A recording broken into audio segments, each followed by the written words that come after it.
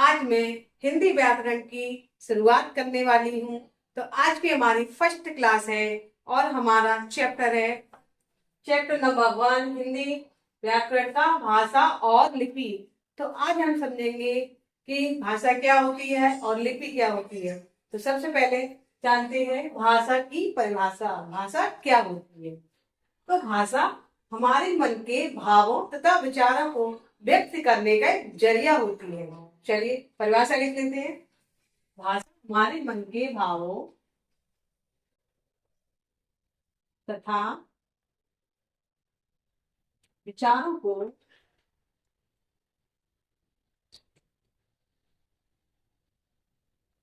विचारों को व्यक्त करने का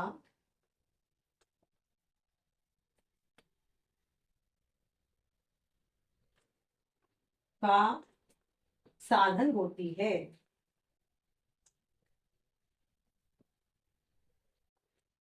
क्या होती है? भाषा हमारे मन में जो भाव होते हैं, जो विचार आते हैं, उनको हम व्यक्त करते हैं। तो किसके माध्यम से करते हैं? भाषा के माध्यम से। जैसे मैं आपको पढ़ा रही हूँ और आप पढ़ रहे हैं, तो किसके माध्यम से पढ़ रहे हैं? भाषा के माध्यम से ही तो पढ़ रहे हैं। जैसे दो व्यक्ति आपस में बातचीत कर रहे हैं, तो वो किसका प्रयोग कर रहे हैं? भाषा का ही तो प्रयोग कर रहे हैं। तो यही हमारी हो गई भाषा। जैसे पढ़ना, बोलना, आपस में बातचीत करना ही भाषा होता है। अब जानते हैं भाषा के कितने रूप होते हैं। तो प्रमुख रूप से भाषा के कितने रूप होते हैं? तीन रूप होते हैं। पहला कौन सा है? नंबर 1 लिखित भाषा।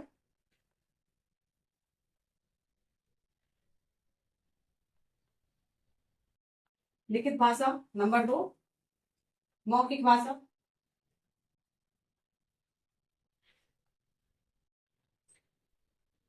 और नंबर 3 सांकेतिक सांकेतिक भाषा।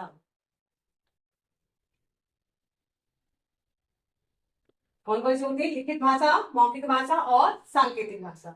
तो चलिए एक एक करके इनका मतलब समझ लेते हैं। सबसे पहली भाषा है हमारी लिखित भाषा। तो लिखित भाषा क्या होती है? जिसको लिख कर व्यक्त किया जाए। जिसको लिखकर व्यक्त किया जाए या लिखकर व्यक्त करना। जैसे क्या हो गया? गांधी जी ने अपनी आत्मकथा लिखी थी और जिसे हम पढ़ के मोटिवेट होते हैं। ऐसे ही बहुत सारे से न्यूज़पेपर है, समाचार पत्र है, जो लिखे होते हैं और जिसे हम पढ़ते हैं, तो वो हमारा लिखित भाषा का रूप होता है। सेकंड है मौखिक भाषा। मौखिक भाषा क्या होती है? मौखिक भाषा हमारी बोलकर व्यक्त करना। बोलकर व्यक्त करना यानी अपने अपने भाव तथा विचारों को हम जब बोलकर व्यक्त करते हैं, तो वो हमारी मौखिक भाषा कहलाती है। जैसे मैं आपसे बातें कर रही हूँ, आप मुझसे बातें कर रहे हो, ये क्या होगी? हमारी मौखिक भाषा हो गई। ठीक है। अब होती है सांकेतिक भाषा। सांकेतिक भाषा क्या होती है? संकेत यानी संकेत के माध्यम से। जैसे हम किसी से इशारे कर रहे हैं, कोई आया है तो उसे हाय कर रहे हैं, कोई जा रहा है तो उसे बिना बोले बाय कर रहे हैं। सड़क पे बहुत सारे साइन होते हैं, तो उन्हें देखकर हम समझ जाते हैं कि वो हमसे क्या कहना चाहते हैं। ट्रैफिक लाइट होती है, तो 3 लाइट होती है, रेड ग्रीन येलो। तो इसका क्या मतलब होता है? तो हमें पता होता है कि साइन होते हैं। सड़क पे हम जाते हैं तो इधर का साइन, ऐसे ऐसे साइन लगाओ, तो साइन लगे होते हैं बहुत सारे, तो इसका मतलब हम समझ समझ जाते हैं कि इधर से रास्ता बंद है या इधर से खुला हुआ है। तो वो होती है हमारी सांकेतिक भाषा। सांकेतिक भाषा किसके माध्यम से समझते हैं? चिन्हों के माध्यम से। चिन्हों के माध्यम से व्यक्त करना।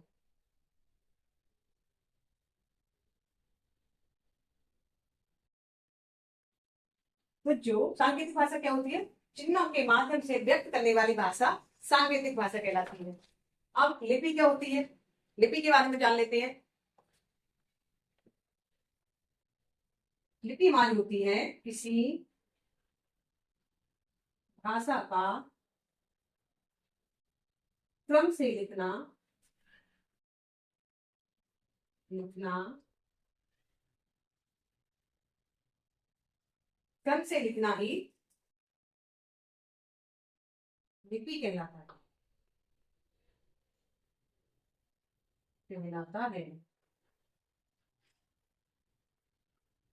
तो लिपि क्या होगी हमारी? किसी भाषा का क्रम से लिखना लिपि कहलाता है। तो ये क्रम क्या होता है? जैसे हम का के बाद खा लिख रहे हैं, गा लिख रहे हैं, तो ये क्रमबद्ध तरीके से होता है। जैसे राम स्कूल जाता है, तो राम स्कूल जाता है लिखना, मुझे स्कूल जाता है राम, तो ये गलत हो जाएगा।